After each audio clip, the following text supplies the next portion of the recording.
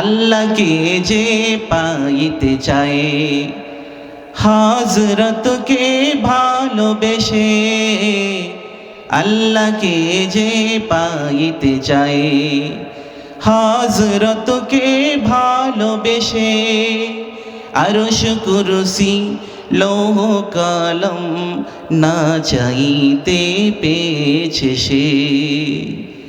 হযরতকে ভালোবেসে আল্লাহকে যে পাইতে চায়, হযরতকে ভালোবেসে। মারহাবা। রাসূল নামের রশি ধরে যেতে হবে খোদার ঘরে, ঠিক কিনা বলেন? খোদার ঘরে যাইতে গেলে, খোদাকে পাইতে গেলে একা একা পাওয়া যাবে না, একা একা যাওয়া যাবে না। যেই রশি ধরতে হবে সেই রশির নাম হলো নবী মুহাম্মদুর রাসূলুল্লাহ সাল্লাল্লাহু। হাদিসের মধ্যে নবী বললেন, লা ইউমিনু আহাদুকুম হাত্তা আকুনা আহাব্বা ইলাইহি মিন ওয়ালিদিহি ওয়া ওয়ালাদিহি ওয়ান নাসি আজমাইন। ও আমার উম্মতেরা, তোমরা কি মুমিন হতে চাও? বলেন, আমরা মুমিন হতে চাই কি চাই না? আমরা মুমিন হতে চাই। তো মুমিন হতে গেলে কি করতে হবে জানা দরকার আছে না নাই?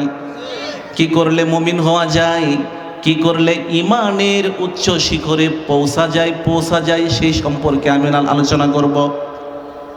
নবী বললেন, ততক্ষণ পর্যন্ত তোমরা মুমিন হতে পারবা না। বলে, ইয়া রাসূলুল্লাহ, ইয়া হাবিবাল্লাহ, কতক্ষণ পর্যন্ত আমরা মুমিন হতে পারবো না? কয়, যতক্ষণ পর্যন্ত তুমি তোমার সন্তান, তোমার আওলাদ, তোমার শান, তোমার শৌকত, তোমার প্রাচুর্য, তোমার আভিজাত্য, তোমার বাহাদুরি, তোমার ডিগ্রি, তোমার সার্টিফিকেট, তোমার এমপিগিরি, তোমার রাষ্ট্রগিরি, তোমার মন্ত্রীগিরি, তোমার মাতাব্বরিগিরি, তোমার বলতে আমি তো বাহাদুরি যা কিছু আছে, এবং তোমার সবচাইতে দামি তোমার বিবি, তোমার কলিজার টুকরা সন্তান। বলেন, আমাদের সন্তানকে আমরা জীবনের চাইতেও বেশি ভালোবাসি কি বাসি না? বাসি না? সন্তানের জন্য জীবন দিতে প্রস্তুত এরকম পিতামাতা আছে না নাই? নবী আমার বলেন, সব কিছুর চাইতে, এমনকি তোমার সন্তান সন্ততি, তোমার মা বাবা আর তোমার জীবনের চাইতেও বেশি ভালো যতক্ষণ আমি নবীকে না বাসবা ততক্ষণ পর্যন্ত তোমরা মুমিন হতে পারবা না। তাহলে মুমিন হতে গেলে নবীর ভালোবাসা লাগে কি লাগে না? একদল আছে, কষ্ট নিয়েন না, একদল আছে তারা বলে নবীকে দরকার নাই, আমি আল্লাহকে বিশ্বাস করি, কোরআনকে বিশ্বাস করি, ইসলামকে বিশ্বাস করি, আল্লাহ তাআলার তৌহিদকে বিশ্বাস করি, কিন্তু নবী প্রয়োজন নাই, নবীকে এত ভালোবাসার দরকার নাই। আমিও বলি তোমার জান্নাতে যাওয়ার দরকার নাই, কারণ জান্নাতের মালিক হলেন কে বলেন? আল্লাহ জান্নাত বানাইছেন, জাহান্নাম বানাইছেন, কিন্তু তার হাবিবকে একটা প্রায়োরিটি, একটা ক্ষমতা, একটা অধিকার দিছেন কি দিছেন না? দিছেন না? তো সেখানে আপনাদের এলাকার চেয়ারম্যান, আমাদের এলাকার এমপি, মন্ত্রী, আমাদের বাংলাদেশের ডক্টর ইউনূস থেকে শুরু করে আপার লেভেল থেকে, লো লেভেল থেকে আপার লেভেল পর্যন্ত যত প্রতিনিধি, যত নেতা খেতা আছে, সবাই যদি সারা জীবন চেষ্টা করে, অ্যাপ্লিকেশন দিয়ে, দরখাস্ত দিয়ে, ভায়া দিয়ে, মিডিয়া দিয়ে বলেন, কেউ সুপারিশ করে আপনাকে কবরের আযাব, কবরের যে সওয়াল জবাব এবং জান্নাতে যাওয়ার যে রাস্তা এবং জান্নাতে যাওয়ার যে যতটুকু শাফাত, এটা করার অধিকার, এটা করার ক্ষমতা এই দুনিয়ার কোনো মুসলমানের কোনো নেতার আছে কি? যার আছে সেই নেতার নামটা কি? চিৎকার মেরে বলেন। আল্লাহ না, আল্লাহ তো নেতা না, আল্লাহ হলেন দাতা। আল্লাহ কি? দাতা। দাতা মানে দিনেওয়ালা, আল্লাহ দিনেওয়ালা। আর নবী হলেন, নবীকে বানাই দিয়েছেন লিডার। কি বানাই দিয়েছেন? লিডার। সকল ডিপার্টমেন্টের লিডার হচ্ছে আমাদের নবী মুহাম্মদুর রাসূলুল্লাহ সাল্লাল্লাহু। আর এই কথাটা নাস্তিকরাও মানে। আমার নবীর যে ক্ষমতা, আমার নবীর প্রায়োরিটি, আমার নবীর জীবন চরিত, আমার নবীর আদর্শ, আমার নবীর চরিত্র, আমরা স্লোগানের মধ্যে বলে আমার নেতার চরিত্র ফুলের মতো পবিত্র, বলি কি বলি না? বলেন তো এটা সত্য কথা না মিথ্যা কথা? এটা কি মুখে মুখে বলি নাকি অন্তর দিয়ে বলি? এটা মুখে মুখে বলি, কি জন্য? বিড়ি আর চা খাওয়ার জন্য। ঠিক কিনা বলেন? রাগ করতেছেন? রাজনীতির আলাপ করতেছে। রাজনীতি বুঝি না, রাজনীতি বুঝি না কারে কয়। কোনো দলকে মেনশন করা আমার লক্ষ্য নয়। আমি শুধু বোঝাতে চাচ্ছি আমার নবীর আদর্শের উপরে পৃথিবীতে আর কোনো আদর্শ নাই, এবং কোনো আদর্শ কেউ নবায়ন, কেউ রূপান্তরিত অথবা কেউ নতুন করে আবিষ্কার করতে পারবে। বর্তমান জামানায় যে ফিতনাগুলো হচ্ছে তারই প্রেক্ষাপটে আমি কথাগুলো বলতেছি। আমার বন্ধুরা, কিছু কিছু নাস্তিক আছে, ইহুদি আছে, কিছু কিছু বিধর্মী আছে।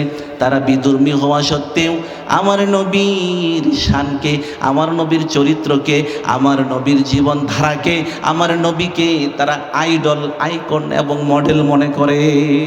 সুবহানাল্লাহ। আবার দুঃখের বিষয়, পরিতাপের বিষয়, এমনও মুসলমানের সন্তান রয়েছে, দাড়ি আছে, টুপি আছে, জুব্বা আছে, পাগড়ি আছে, সব কিছু আছে, দলিল, সার্টিফিকেট, এভিডেন্স সব কিছু আছে, কিন্তু একটা নাই, সেটা হলো নবীর মোহাব্বত, নবীর প্রেম এবং নবীর যে একটা ভালোবাসা, নবীর প্রতি যে একটা অগাধ প্রেমময় সুসম্পর্ক, সেটা নাই। নাউজুবিল্লাহ। আপনি যদি কখনো জীবনে কখনো ইংল্যান্ড যান, কই বলেন, যদি কখনো ইংল্যান্ড যাওয়া হয়, সেখানে একটা মিউজিয়াম আছে। কি আছে? মিউজিয়াম মানে জাদুঘর। মানে কি? জাদুঘর। সেটার আবিষ্কারক হলো কমিউনিস্ট, নাস্তিকরা, সেটা বিধর্মীরা সেটা আবিষ্কার করেছে, মুসলমানরা করে নাই। সেই জাদুঘরের মধ্যে কীর্তিমান মানুষদের অনেক নিদর্শন, অনেক ইতিহাস, ঐতিহাসিক জিনিসপত্র সেখানে সংরক্ষণ করা হয়। আর পৃথিবীর বিভিন্ন প্রান্ত থেকে বিভিন্ন মানুষ সেই মিউজিয়াম পরিদর্শন করার জন্য ছুটে যায়। আপনি শুনলে অবাক হবেন, আপনি শুনলে অবাক হবেন। সেই ব্রিটিশ মিউজিয়ামের যে গেট আছে, কি আছে? এই যে আমরা এই শামিয়ানা মাহফিল প্যান্ডেল, একটা গেট আছে না ঢোকার জন্য? তো ওই মিউজিয়ামের একটা গেট আছে। ওই গেটের উপরে, পাথরের উপরে খোদাই করে কিছু সেন্টেন্স, ইংলিশে কিছু কথা সেখানে লেখা আছে, বাংলাতে না, ইংলিশে কিছু কথা সেখানে লেখা আছে। কি কথা লেখা আছে? সেখানে তারা পাথরে খোদাই করে লিখে রেখেছে। পাথরে এই জন্য লিখছে কারণ রং দিয়ে পেইন্ট করলে, কালার করে রাখলে সেটা বৃষ্টির পানিতে অথবা আবহাওয়াজনিত কারণে সেই রংটা নষ্ট হয়ে ডিসকালার হয়ে যেতে পারে, উঠে যেতে পারে, পারে না? কিন্তু যখন পাথরে খোদাই করে কোনো কিছু লেখা হয়, তখন ঝড় বলেন, বৃষ্টি বলেন, তুফান বলেন, ভূমিকম্প বলেন, কোনো কিছুতেই সে লেখাগুলো নষ্ট হয়। এই জন্য তারা সেখানে পাথর খোদাই করে লিখে রেখেছে কিছু কথা। সেখানে লেখা আছে, as a father, as a teacher, as a lawgiver, as a lawmaker, as a messenger, as a commander, as a reformer of the society, Muhammad sallallahu alaihi wasallam is the superman of the world. চিল্লায় বলেন সুবহানাল্লাহ। এই কথার অর্থ হলো নাস্তিকের দল, বিধর্মীর দল সেখানে সেই মিউজিয়ামের ওইখানে ইংলিশে লিখে রেখেছে।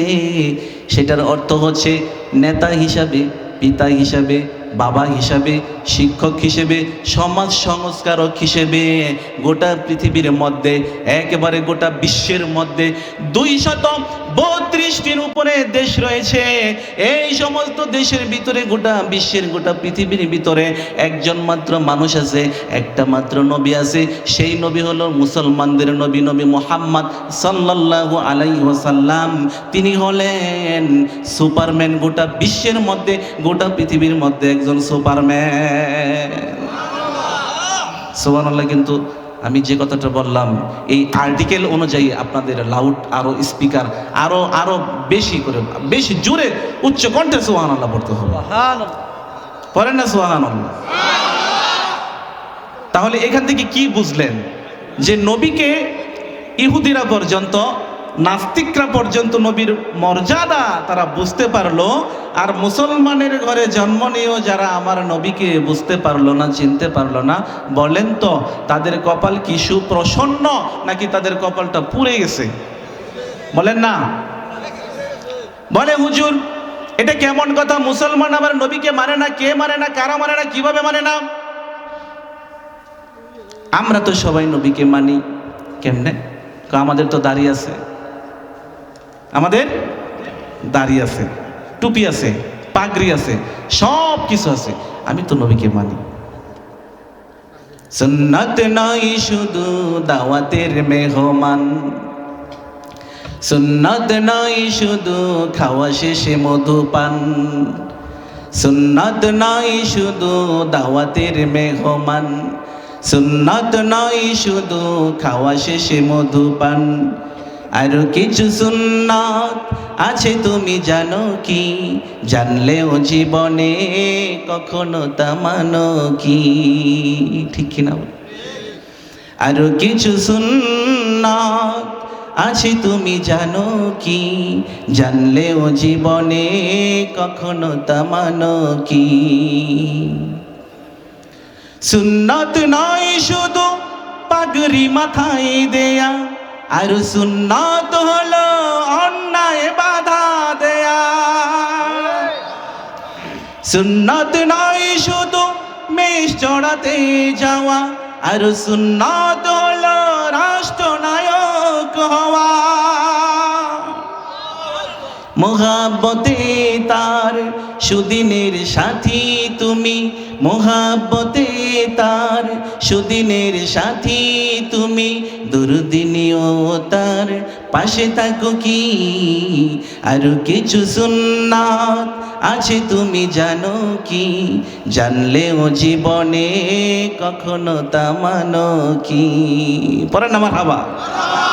নবী বলেন, মান তামাসসাকা বিসুন্নতি ইনদা ফাসাদি উম্মতি ফালাহু আজরু মিআতু শাহীদ।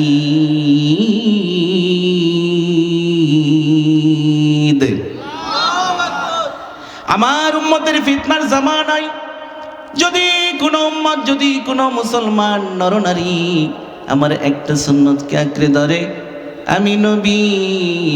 আমি নবী বলে দিলাম, ঘোষণা করে দিলাম, 100 গলা কাটা শহীদের সওয়াব, মর্তবা, মর্যাদা ওই বান্দা বান্দির আমলে দিয়ে দেওয়া হয়। তো বলতেছিলাম, কুরআনুল কারীমের মধ্যে আল্লাহ বলেন, যদি আমার ভালোবাসা চাও নবীকে ভালোবাসো। আর নবী বলেন, যতক্ষণ পর্যন্ত তোমার জীবনের চাইতে আমি নবীকে ভালোবাসবে না, ততক্ষণ পর্যন্ত তোমরা মুমিন হতে পারবা না। কুরআনুল কারীমের মধ্যে আল্লাহ তাআলা আরো বলেন, লাকাদ জাআকুম রাসূলুম মিন আনফুসিকুম আজিজুন আলাইহি মা আনিতুম হারিসুন আলাইকুম বিল মুমিনিনা রাউফুর রহিম।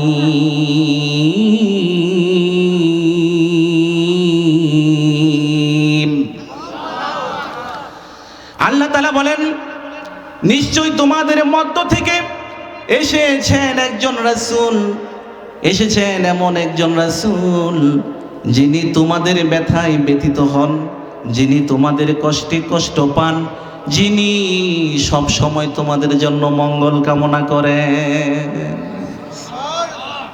এবং তিনি এমন নবী যিনি মুমিনদের জন্য অত্যন্ত স্নেহশীল এবং দয়ালু। সেই নবীকে আমাদের ভালোবাসা, অনুকরণ করার দরকার আছে না নাই? নবী আমার উহুদে কান্না করলেন, নবী আমার বদরে কান্না করলেন, নবী আমার তায়েফের জমিনে রক্ত মোবারক রঞ্জিত করলেন।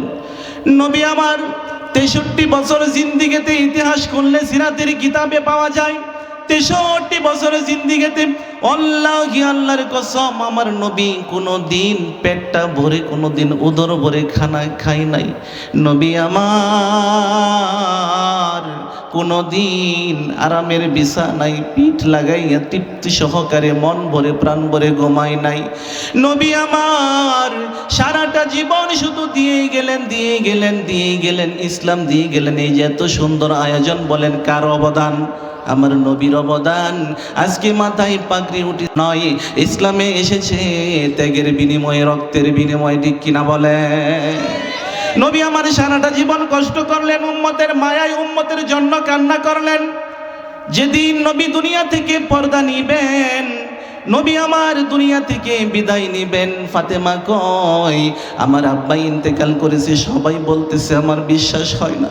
আমি যখন আমার আব্বার চেহারা মোবারকের কাছে, জিসেম মোবারকের কাছে আমি চলে গেলাম, আমার আব্বার চেহারার দিকে তাকায় দেখলাম আমার আব্বার দুইটা ঠোঁট মোবারক নড়তেছে। আল্লাহু আকবার। দুইটা ঠোঁট মোবারক নড়তেছে। নবী যেন কি বলতেছে। আমার আব্বার কাছে গিয়ে আমার কানটাকে লাগাই দিলাম। ফাতেমাতুজ জহরা রাদিয়াল্লাহু তাআলা আনহা বলেন, আমার আব্বা চলে গেছে, আমার আব্বা ইন্তেকাল করেছে, তারপরে ঠোঁটটা নড়তেছে আর পড়তেছে ইয়া উম্মতি উম্মতি। আমার নবী দুনিয়ায় উম্মতি উম্মতি করে কান্না করলেন, না খেয়ে রইলেন, না ঘুমিয়ে কাটাইলেন, রক্ত জড়াইলেন, দান দান মোবারক জড়াইলেন। বাবাজিরা রওজা মোবারকে এখনো শুয়ে শুয়ে ইয়া হাবলি ইয়া উম্মতি উম্মতি উম্মতি বলে এখনো আমার নবী কান্না করতেছেন। যারা আসে তারা এখনো আসে, যারা নবীর প্রকৃত নবীর প্রেমিক যারা, তারা যদি তাদের চেষ্টা করে তাহলে তাদের অন্তরের চোখ দিয়ে, তাদের অন্তরের চোখ দিয়ে, অন্তরের কর্ণ দিয়ে সেই নবীর কান্না মদিনায় গেলে শুনতে পায়। নবী আমার উম্মতের বেদনায়, উম্মতের দুঃখে কেমন দুঃখিত হয়েছে সিরাতের কিতাব থেকে দৃষ্টান্ত দিলে বুঝবেন। আমার নবীর ঘরে খানা নাই 3 দিন। কয়দিন বলেন? কয়দিন? 3 দিন ধরে নবীর ঘরে খানা নাই। নবীজি শরীরটা দুর্বল হয়ে গেছে, পেটটা জ্বালা পোড়া করে। বাবারা আমার দেখবেন বেশি ক্ষুধা লাগলে পেট জ্বলে কি জ্বলে না? 3 দিন পর্যন্ত খানা নাই। নবী যদি ইচ্ছা করতেন আল্লাহ তাআলা আসমান থেকে জান্নাতি খাবার পাঠাইতেন কিনা? বলেন পাঠাইতেন কিনা? আল্লাহ বলছেন, হাবিব আমার দোস্ত, একবার আপনি যদি বলেন, আপনি যদি একবার রাজি হন, জিব্রাইলের মাধ্যমে আপনার জন্য জান্নাত থেকে স্পেশাল খাবার পাঠিয়ে দেব। নবী গো আপনি একটু বলেন। নবী আমার চোখের পানি ছেড়ে দিয়ে বলেন, জিব্রাইল রে, আমার খোদার কথা ভাবলি, আমার দুঃখের কথা ভাবলি, কিন্তু আমার উম্মতের চিন্তা করলি না। আমি যদি এখন দাবিগুলো পূরণ করে ফেলি, মুসিবতের দিন, মাহশারের দিন, কিয়ামতের দিন, মহাপ্রলয়ের দিন, যেদিন আমার এতিম উম্মতগুলো, আমার উম্মতগুলো দলে দলে জাহান্নামের দিকে অগ্রগামী হইবে, ওই দিন আমি আল্লাহর কাছে কোন দরখাস্ত কিভাবে করব? আজকে আমি সুখ করি নাই, আজকে সুখকে বিসর্জন দিলাম, খাবারকে বিসর্জন দিলাম, ঘুমকে বিসর্জন দিলাম, বিনিময় হাসরের মাঠে আল্লাহর কাছে আমি দরখাস্ত করব, আল্লাহ গো আমার কষ্টের বিনিময়ে আমার এতিম উম্মতকে জান্নাত দিয়ে দাও।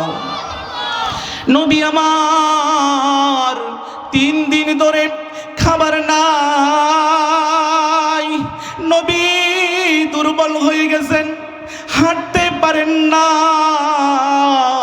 তবু আস্তে আস্তে আস্তে আস্তে ছোট্ট সাহাবী আনাস বিন মালিক রাদিয়াল্লাহু তাআলা আনহু, কি সিরাতের কিতাবে এসেছে তার বয়স মাত্র 11.5 বছর। কয় বছর বলেন? 11.5 বছরের বাচ্চা আনাস বিন মালিক রে লইয়া আমার নবী চলে গেছেন মেয়ের বাড়িতে। বলেন কার বাড়িতে গেছে? ফাতেমার বাড়িতে চলে গেছেন। দেখবেন ফাতেমার ঘরে কোনো খাবার আছে নাকি, খাবার তালাশ করার জন্য ফাতেমার দরজায় গিয়ে নক দিলেন, ফাতেমা রে দরজাটা খুল, তোর বাবা এসেছে। বলেন বাবার আওয়াজ সন্তান বুঝে কি বুঝে না? ফাতেমা দরজা খুলে দিছে। ফাতেমা দরজা খুলে দেওয়ার পর আমার নবী ঘরের ভিতরে ঢুকে বলতেছে, ওরে ফাতেমা তোর চেহারাটা এমন কেন, তোর কি হয়েছে? ফাতেমা কয়, বাবা 3 দিন ধরে আমার ঘরে খাবার নাই, খানা নাই। আপনার জামাই হযরত আলী রাদিয়াল্লাহু তাআলা আনহু কোথাও কাজ পাচ্ছেন না, খাবার পাচ্ছেন না। ওগো বাবা, আপনার কলিজার টুকরা 2টা নাতি হাসান আর হুসাইন শুধু আমার কাছে খাবার চায়। তাদেরকে আমি সামান্য, আমি অল্প মিথ্যা বইলা হালকা একটু সান্ত্বনা দিয়া তাদেরকে বিছানায় শোয়াইয়া দিছি। আর বাবা দেখেন আমি শুধু পানি বসে বসে জাল করতেছি, আমি পাতিলের মধ্যে শুধু পানি জাল করতেছি, খাবার নাই। বাবা যদি হাসান হুসাইনের ঘুম ভেঙে যায় আবার আমার কাছে এসে খানা চাইবে, আমি কোত্থেকে খাবার দেব জানি না। নবী আমার দয়ার সাগর মায়ার সাগর, কেন্দে কেন্দে আর নিজের খোদার কথা বললেন না। আর তখনও আমার নবীর পেটের উপরে 3টা পাথর বাঁধা। আল্লাহ, আমার নবীর পেটের মধ্যে 3টা পাথর বাঁধা। নবী কিন্তু নিজের ক্ষুধার কথা ভুলে গেছেন, সন্তানের মুখের দিকে, নাতিনের দিকে তাকাইয়া এমন দয়ার মায়ার নবী আমার ফাতেমাকে অবয় বানিয়ে দিলেন সাইয়্যিদাতুন নিসা আহলিল জান্নাহ। ও জান্নাতি রমণীদের, মহিলাদের সর্দারনি ফাতেমা, চিন্তা করো না। হাসান হুসাইনকে তুমি সান্ত্বনা দিয়ে বলবা নানা তোমাদের জন্য খাবার নিয়ে আসবে। নবী চলে গেলেন ছোট্ট সাহাবা আনাস বিন মালিক রাদিয়াল্লাহু তাআলা আনহুকে নিয়ে কাজ খোঁজার জন্য। কি খোঁজার জন্য? কাজ খোঁজার জন্য চলে গেলেন উহুদের ময়দানের দিকে। খেজুরের বাগানে ঢুকলেন। আমি সংক্ষিপ্ত পরিসরে আমার আলোচনা শেষ করে দিব। হযরত বসে আছেন, আপনাদের সময় নষ্ট করব না। আমাকে একটু সময়, একটু 5 মিনিট সময়, 10 মিনিট সময় দেওয়া যাবে কি বলেন? আমি শেষ করে দিচ্ছি। নবী চলে গেলেন উহুদের ময়দানে। কোথায় গেলেন? উহুদের ময়দানের সাথে ছিল ছোট্ট সাহাবী আনাস বিন মালিক রাদিয়াল্লাহু তাআলা আনহু। কাজ খোঁজার জন্য চলে গেলেন। নবী আমার ইহুদির বাগানে গিয়ে ইহুদিকে বললেন, বাবাজি আমাকে একটা কাজ দাও, আমি একটা কাজ খুঁজতেছি। বলেন আমার নবী ইচ্ছা করলে জান্নাত থেকে আল্লাহ খাবার দিতেন কি দিতেন না? কিন্তু নবী না, নবী বলেছেন তোমাদের যদি খাবার না থাকে, টাকা না থাকে, তাহলে তোমরা ভিক্ষা করো না, তোমরা পরিশ্রম করো। কারণ আল কাসিমু হাবিবুল্লাহ। যারা পরিশ্রম করো, ও আমার বাবারা যারা ভ্যান চালাও, অটো চালাও, রিক্সা সিএনজি চালাও, মনে রাখবা তোমরা কিন্তু আল্লাহর বন্ধু। আমার নবী বলেছেন, আমার আল্লাহও বলেছেন, সুবহানাল্লাহ পড়েন। নবী আমার কাজ খুঁজতেছেন। ইহুদিকে বললেন আমাকে একটা কাজ দেন। ইহুদি ডাক দিয়া কয় তুমি কি কাজ করবা? বলে খেজুর বাগানে আমি পানি উঠাই দেব। বলে তুমি কাজ করতে পারবা? তুমি তো বয়স্ক মানুষ, বার্ধক্যে পৌঁছে গেছ, তুমি কি পারবা? কয় হ্যাঁ আমি খুব পারবো। তারপর আমার নবীকে রশি দেওয়া হলো। তৎকালীন সময় কিন্তু মোটর ছিল না, এরকম পানির সুবিধা ছিল না, জায়গায় জায়গায় কূপ ছিল, আপনারা কুয়া বলেন, ঠিক কিনা বলেন। এই কূপ থেকে তুমি 1 বালতি করে রশি দিয়া পানি উঠাইবা, আর খেজুরের বাগানে প্রতিটা গাছের নিচে তুমি দিবা। বিনিময়ে 1 বালতি পানির বিনিময়ে তোমাকে 5টা করে খেজুর দেওয়া হবে। কয়টা করে বলেন? 5টা করে খেজুর দেওয়া হবে। নবী আমার 2 বালতি পানি ওঠাইছেন। 2 বালতি পানি ওঠানোর পর আমার নবী তখনও পেটের মধ্যে পাথর বাঁধা, দুর্বল শরীর, আর পানি উঠাইতে পারতেছে না। ইহুদি ডাক দিয়া কয় মুরব্বি কাজ করতে পারবা না তো আগেই জানি, তো কেন এসেছ? ছোট্ট শিশু আনাস বিন মালিক কয় ইহুদি রে, এমন একজন লোক তোর কাছে কাজ করার জন্য এসেছে, তোর নামটা তাও তোর কাছে, তার পরিচয়টা গোপন করার জন্য আমাকে আদেশ করা হয়েছে। তুই যদি জানতি এমন হাজারো খেজুরের বাগান তার কদমে কোরবান করে দিতি। ছোট্ট সন্তানের কথা কান দেয় নাই। তারপর বললেন ও মুরব্বি তোমারে খেজুর দিলাম, তুমি কয়টা খেজুর খাইয়া পানি খাইয়া জিরাইয়া লও, তারপরে আবার কাজ করো। নবীরে 5টা খেজুর দিলেন। নবী আমার ইনসাফের নবী, মায়ার নবী 5টা খেজুরকে বন্ধ করে 2.5টা খেজুর নিজে খাইলেন, আর 2.5টা খেজুর ছোট্ট সাহাবা আনাস বিন মালিককে খাওয়াইলেন। বলেন ইনসাফ ছিল কি ছিল না? আজকে ইনসাফ হারিয়ে গেছে, ইনসাফ হারিয়ে গেছে। তো নবী আমার কি শিক্ষা দিয়েছেন? তারপর নবী আবার খাওয়ার পরে আবার পানি তোলা শুরু করলেন। এক এক করে পানি তুলতে তুলতে তুলতে তুলতে একটা সময় রশিটা ছিঁড়ে কুয়ার ভিতরে বালতিটা পড়ে গেছে। নবী আমার থম করে দাঁড়িয়ে আছে। ইহুদি কয় ও মুরব্বি কেন পানি উঠাও না? নবী আমার সুন্দর করে বিনয়ের সাথে নম্র ভাষায় বললেন, ইহুদি রে পানি তুলতে পারি না, কারণ রশিটা ছিঁড়ে বালতিটা নিচের পড়ে গেছে।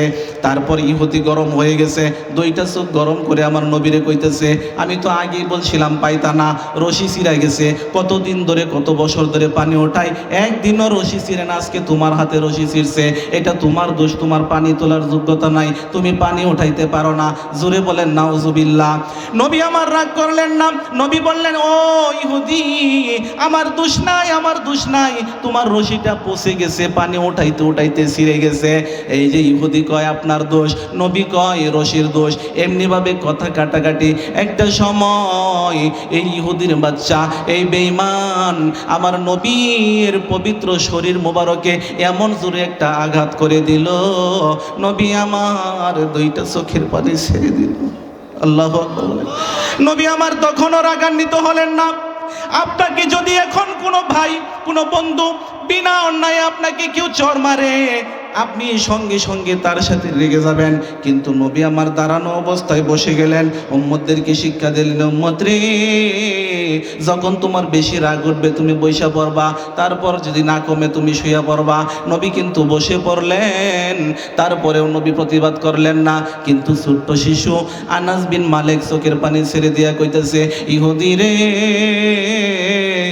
এমন একটা ব্যক্তির শরীরে তুই আঘাত করলি, যার শরীরে কোনোদিন মশা মাছি পর্যন্ত বসে নাই, যার শরীরে কোনোদিন সূর্য প্রখরভাবে তীক্ষ্ণভাবে আলো দেয় নাই, তাপ দেয় নাই, যাকে সাপ পর্যন্ত যাকে বাতাস করত, আকাশের মেঘ পর্যন্ত যাকে ছায়া দিত, যে নবী না হইলে তোর এই কসুর, এই সাধারণ খেজুরের বাগান হইতো না, বালতি হইতো না, সেই নবীকে তুই মারলি। এইটা আস্তে আস্তে বলতেছে। নবী আমার মায়ার নবী দুইটা চোখের পানি ছেড়ে দিয়ে কয়, আনাস রে, পরিচয় দিবি ফাতেমার সঙ্গে হাসান হোসেনের জন্য খেজুর নিয়ে যেতে হবে। আমাকে মেরেছে, মারের বদলে আমি মার চাই না। হতে পারে এই আঘাতের বিনিময়ে এই বেঈমান ইহুদিকে আল্লাহ তাআলা কালেমার মালা পরাই দিয়া মুসলমান বানায় দিবে। আমার বাবাজি এখানেই শেষ নয়, শেষ করে দিচ্ছি শুনেন। তারপর নবী চলে যাবেন, কিন্তু যাওয়ার সময় নবী আমার বিনয়ের সাথে বললেন, ইহুদি, আমার তো দোষ নাই, যাই কিছু করছো, আমাকে তুমি মারছো, কিছুই বলি নাই, কিন্তু তোমার কাছে লাস্ট কথা, আমি তো তোমার কাজ করছি, 9 বালতি খেজুর তো উঠাই দিছি। যদি প্রতি বালতিতে 5টা করে খেজুর হয়, বলেন 9 বালতি কয়টা খেজুর পাওয়া যায়? 45টা খেজুর পাওয়া যায়। ও ইহুদি, আগে তুমি আমাকে 5টা খেজুর দিয়াছিলা, এখন আমি তোমার কাছে 40টা খেজুর পাই, আমার পাওনা আমাকে দিয়া দাও। এবার পাওনা দিয়ে দিলেন। 40টা খেজুর নিয়া আমার নবী এইভাবে রুমালের মধ্যে পেঁচাইয়া রাস্তা দিয়ে রওনা করলেন। আঘাতের ছাপগুলো আমার নবীর জেসিন মুবারকের মধ্যে বেশি আছে। ছোট্ট বাচ্চা আনাস বিন মালিক রাদিয়াল্লাহু তাআলা আনহু কাঁদতেছে, তার কলিজা ফেটে যাচ্ছে নবীর প্রেমে। চলে যাচ্ছে তো যাচ্ছে, কিন্তু বাগানের দাঁড়িয়ে দাঁড়িয়ে এখনো আমার নবীকে বৎসনা করতেছে, তিরস্কার করতেছে, বকা দিতেছে, গালিগালাজ করতেছে অশ্লীল ভাষায়। ওই ইহুদি অনেক ধরনের কথা বলতেছে। শুনতে শুনতে শুনতে শুনতে এক সময় কিছু রাস্তা যাওয়ার পর ছোট্ট শিশু মালিক আনাস বিন মালিক দাঁড়াইয়া আমার নবীরে কইতেছে, ও গো নবী, আপনি না হইলে তো কোনো কিছু হইতো না, আপনার জন্যই তো সব কিছু হয়েছে। ও গো নবী, আপনারে মারলো, কিছুই কইলাম না, কিছুই বলতে দিলেন না, আপনাকে আঘাত দিল, কিছুই বললাম না। নবী গো, এই যে আপনাকে এইভাবে অশ্লীল ভাষায় গালিগালাজ করতেছে, আপনি কেমন নবী? আপনি না নবী, আপনার না অনেক ক্ষমতা, আপনাকে না আল্লাহর নবী বানাইয়া পৃথিবীতে পাঠাইছে, আপনি না শেষ নবী, আপনি না ওয়ামা আরসালনাকা ইল্লা রাহমাতাল লিল আলামিন, আপনি না খাতামুন নবিয়্যিন, আপনি না সাইয়্যিদুল মুরসালিন, তাহলে আপনাকে এইভাবে বকাঝকা করতেছে। আপনি কি পারেন না এই বালতিটা উপর থেকে নিচ থেকে উপরে উঠাইতে? এতটুকু ক্ষমতা কি আপনারা নাই? আল্লাহু আকবার বলেন। নবী আমার বলেন, ও আনাস, সময় নাই, চলে যেতে হবে, কথা দিয়ে এসেছি ফাতেমাকে। তারপরে তুই যেহেতু বলতেছিস, আনাস রে, আমি যাচ্ছি বালতি ফেরত দেওয়ার জন্য, তুই আমার সাথে সাথে আয়। চলে গেলেন নবী কুয়ার কাছে, কূপের কাছে যাইয়া নবী আমার বালতির দিকে তাকাইলেন, তাকাইয়া বললেন, বালতি রে, ও কলঙ্কের বালতি, তোর জন্য আজকে আঘাত খাইলাম, মার খাইলাম, কথা শুনলাম, গালি শুনলাম। ও বালতি তাড়াতাড়ি নিচ থেকে আমার হাতে চলে আয়। নবী বলছে, বলার সঙ্গে শুধু বালতি আসে নাই, নিচের পানিগুলো জোয়ার মেরে একটা ফোয়ার দিয়ে বালতি এবং পানি একসাথে কুয়ার নিচ থেকে বের হয়ে গেল। এই ইহুদি দাঁড়ায় দাঁড়ায় দেখলেন এবং কিংকর্তব্য বিমির হয়ে গেলেন, আর বললেন, এটা কি দেখলাম, তুমি এটা কি দেখাইলা? আর কিছু বলার দরকার নাই, তোমার বালতি পড়ে গেছিল, এবার তোমার বালতি পাইছো নি? হ্যাঁ পাইছি। ছোট্ট মালিক আনাস বিন মালিক কয়, ইহুদি বালতির জন্য আমার হাবিবরে তুই আঘাত করছস, তুই বকা দিছস, এখন তোর বালতি পাইছস? হ্যাঁ পাইছি। আর কোনো পাওনা আছে? না। কিন্তু তোর কাছে আমার দাবি, তোর বালতি তোরে বুঝাইয়া দিছে, কিন্তু তুই যে আমার হাবিবরে আল্লাহর বন্ধুরে এমন জোরে আঘাত করলি, এখন এই আঘাত তুই ফেরত নিবি নি? নবী কয়, আনাস চুপ করো, চুপ করো, আমি প্রতিশোধ নিতে চাই না। আমি ইন্নাল্লাহা মা'আস সাবিরিন, আমি সবুর করলাম, ধৈর্য ধরলাম, এই ধৈর্যের বদলতে আল্লাহ তাআলা তাকে দ্বীনের পথে কবুল করেও নিতে পারে। নবী আমার চলে গেলেন খেজুর নিয়া, শেষ করে দিচ্ছি, খেজুর নিয়ে চলে গেলেন, মদিনার দিকে চলে গেলেন। কিন্তু ইহুদির মনের মধ্যে প্রশ্নের জোয়ার সৃষ্টি হয়ে গেছে, হাই হাই হাই হাই, এটা কি দেখলাম, এটা কেমন ঘটনা? কোনো মতে বাগান থেকে বাড়িতে গেছে, বাড়ি থেকে খানা দানা খায় না। তার বিবি বলতেছে, স্বামী গো তোমার কি হয়েছে, মন বাজারে কেন? কয়, বিবি একটা বিশাল ঘটনা ঘটে গেছে। কয়, কি ঘটনা? বিবি রে, একটা বয়স্ক বুড়া মানুষ আমার বাগানে কাজ করার জন্য আসছিল, বালতি দিয়ে পানি তোলার সময় তার বালতি পড়ে গিয়েছিল, এই অপরাধে তারে আমি একটা থাপ্পড় দিছিলাম। বিবি রে, কিছুক্ষণ বকাবাদ্য করার পর এই ব্যক্তিটা যখন বালতিকে হুকুম করলো, বালতি পানি সহ নিচ থেকে উপরে চলে আসলো। বিবি ডাক দিয়ে কয়, স্বামী, ও স্বামী, কি বললাম? এটা তো বড় আশ্চর্য ঘটনা, বলো বলো বলো বলো, যে লোকের সাথে এই কর্ম তুমি করছো, বলো তো এই লোকটা দেখতে কেমন? সাহাবী ওই ইহুদি কয়, বিবি রে, লোকটা দেখতে অনেক সুন্দর। কয়, কেমন সুন্দর? কয়, চুলগুলা হালকা কুকরানো কুকরানো, হালকা কুকরানো চুলগুলা। কয়, কপালটা সুপ্রসন্ন প্রশস্ত, দুই চোখের ব্রোর মাঝখানে ছোট্ট একটা রগ আছে, এতে রূপালি সোনালি কালার, একটা নূরের একটা ফোকাস মারে, নাকটা এত সুন্দর তরবারির মতো, চোখ দুটো অনেক সুন্দর, আর ঠোঁটগুলো গোলাপের পাপড়ির মতো, চেহারা মুবারক এত সুন্দর, মনে হয় 14 তারিখের চাঁদ আমার সামনে উদিত হয়েছে। বিবি রে, অনেক মানুষ দেখছি, কিন্তু এমন মানুষ আমি জীবনে দেখি নাই। যখন কথা বলে দাঁত থেকে কেমন জানি নূরের আলোক ছটা বের হয়ে যায়, আর শরীরের মধ্যে জানি কেমন একটা সুঘ্রাণ, জানি না কোন দামি কোন ধরনের আতর সে ব্যবহার করছে। বিবি ডাক দিয়া কয়, হাই হাই স্বামী, কি করেছো, কি করেছো? মহা কলঙ্ক তুমি করেছো। আমি আব্বার কাছে শুনছি, আমার বাপের বাড়ি মদিনা, আব্বা কইছে মদিনায় একটা লোক আছে, সেটা আর কেউ না, সেটা মুসলমানদের নবী। জোরে বলেন না আল্লাহু আকবার। এবার বিবি ডাক দিয়া কয়, স্বামী দেরি করো না, দেরি করো না, যাও যাও যাও যাও, তাড়াতাড়ি তার কাছে যাও, তার কাছে গিয়ে ক্ষমা চাও, নইলে যেই হাত দিয়ে আমার চাও, এই হাত কিন্তু আজকে রাইতের মধ্যে প্যারালাইজ হয়ে যাবে। ঠিক কিনা বলেন? এবার এই ইহুদি বলতেছে, বিবি আমি তার কাছে যাব, ক্ষমা চাইব, কিন্তু তার আগে একটা কাজ। কই, কি কাজ? কই, ঘরের ভিতর তরবারি আছে না? কই, তরবারি দিয়ে কি করবা? কই, না কাজ আছে, তুমি নিয়ে আসো, তারপরে যাচ্ছি। তরবারিটা নিয়ে আসলো, তরবারিটা নিয়ে আসলো, ধারালো ধারালো তরবারিটা এইভাবে ইহুদি বাম হাত দিয়া ধরলো, কোন হাত দিয়া? বাম হাত দিয়া তরবারিটা দইরা, যেই হাত দিয়া ডান হাত দিয়া আমার নবীর আঘাত করছিল, এই নিজের হাতের মধ্যে তরবারি দিয়া এমন জোরে আঘাত করলো, হাতটা কেটে জমিনের মধ্যে পড়ে গেল। আল্লাহু আকবার বলেন।